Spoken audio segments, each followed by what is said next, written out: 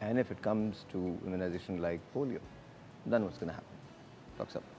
جی اس بریک سے پہلے بات ہو رہی تھی میل نیوٹریشن کی. ایک بہت ہی اہم فیکٹر جو آج کل پاکستان میں جو ہے پریویل کیا ہوا ہے.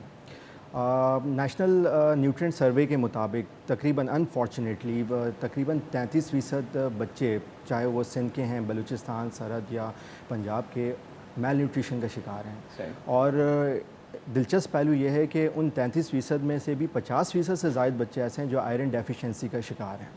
تو جب ہم بات کرتے ہیں کہ میل نیوٹریشن جس معاشرے میں بھی ہوگی تو وہ معاشرہ ایک اچھا معاشرہ نہیں ہوگا, اس میں اکنامیکل برڈن جو ہے بڑھتا جائے گا اور ایک ہم ایسی نسل دیں گے جو کسی کام کی نہیں ہوگی انفارچونیٹلی. تو اسی طرح جب ہم بات کرتے ہیں میل نیوٹریشن کی تو اس کے کئی فیکٹرز ہیں. کیا کیا چیزیں ہیں جس کی وجہ سے میل نیوٹریشن ہمارے معاشرے میں پریویل کر رہی ہے.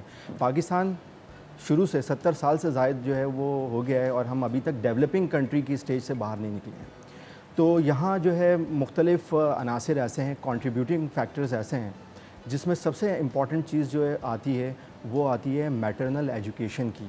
اور چونکہ جس معاشرے میں غربت اور جہالت زیادہ ہوتی ہے اور صحیح طور پر پیغام کو ہم کنسیو یا اس کو ٹرانسفر نہیں کر پاتے, اس کے نتیجے میں میل نیوٹریشن جیسی چیزیں جو ہیں سامنے آتی ہیں.